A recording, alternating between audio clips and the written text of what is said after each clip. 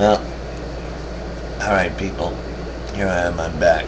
But this time, I'm not writing and typing, I'm just an earthling. I'm the one. I'm typing because, for one thing, I'm missing fingers. The ones I have left get rather sore. And this is good. I have no legs. See? No legs. I just let you know that stuff so that you go ahead and make fun of me all you want. Whatever. Just wanted to let you know that. That's why I make videos instead of just answering back on the keyboard. I just want to tell all you goofy Christians out there, you religious folk. You know, that's Stone Age behavior. You think you believe in a God,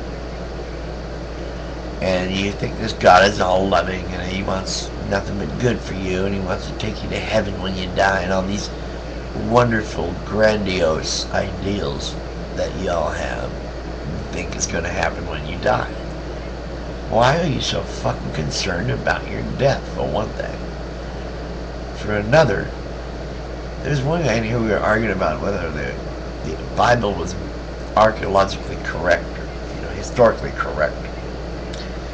Well, I'm sure it mentions some things correctly. Certain wars, maybe, certain kings and things like that. So, doesn't prove there's a God. Just proves that somebody paid attention, and then someone else turned around and rewrote it. A king, probably. Oh yeah, King James. Yeah. And put in it what he felt was the proper translations. So, you're not even really reading the real, original, what you call a Bible in the first place. The original was in ancient Greek. You would have never understood that. Partly Aramaic. You definitely never would have understood that. It's not even spoken anymore, as a matter of fact. It's so old. The point I want to make now is that with all you guys in here talking about, I was making it says up here, atheism is a danger to our youth. Well, I was answering the idiot who made that video. Okay? Because atheism, like one guy says, I forgot it. He says, atheism is about as dangerous as knowing gravity, or knowing what gravity does, or that's a good one about things, yeah. Exactly, it's common sense, okay? You're born an atheist. It's you idiots that get indoctrinated and brainwashed and dragged to church as a kid all your freaking life, man. They got you believing in Santa Claus and the Tooth Fairy and the Easter Bunny and all of those things you understand are myths, except for the God Jesus thing. I don't understand that. How can you think... In fact, if somebody thought those were real, you'd probably call them crazy or something, wouldn't you? You'd think they were stupid or crazy or whatever. Well, that's what we think about you and your God. For crying out loud, we have science to explain things now. It doesn't have to be that you can't explain it, so you better do something. You have to say something to the people. You have to tell the people something. They want to feel that you have control of their lives. 5,000 years ago. Yeah, people they needed a leader, they thought, I guess, and they were so superstitious that fell for anything just about. The whole Messiah myth came from trying to learn about when the sun was going to, come back, because the days get longer and shorter, as the winter and summer goes, and you have your winter solstice, and your summer solstice, and your spring equinox, and your fall equinox, and those are times when the orbits of the sun, the orbits of the planets and such, things change a little because of the length of days, because of the orbit of the Earth around the sun, which is like an elliptical, actually, oval. Yeah, it's not a circle. But regardless, the point I'm trying to make is your Bible. It's all old, Stone Age, superstitious crap that you really need to put on the shelf. Pick up a real science book. Do yourself a favor. Stop all this nonsense about, oh, you better give your life to Jesus. All this, blah, blah, blah. some God that you believe in actually sent his son down here to be first to be born of a virgin, so that you think he's special, I guess.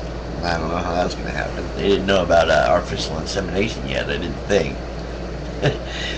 And then this God lets his son, I guess it's his son, and why isn't it Joseph's son? Anyway, grew up to be about 30, 32.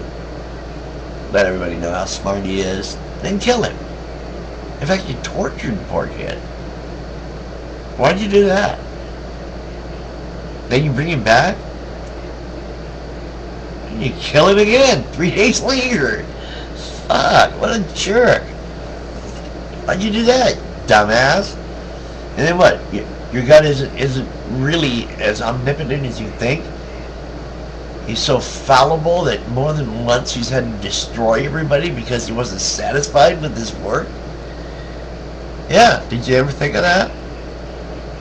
Well, he's the one who created evil, right? I mean, he's the creator, correct? Or she, it, right? Well then,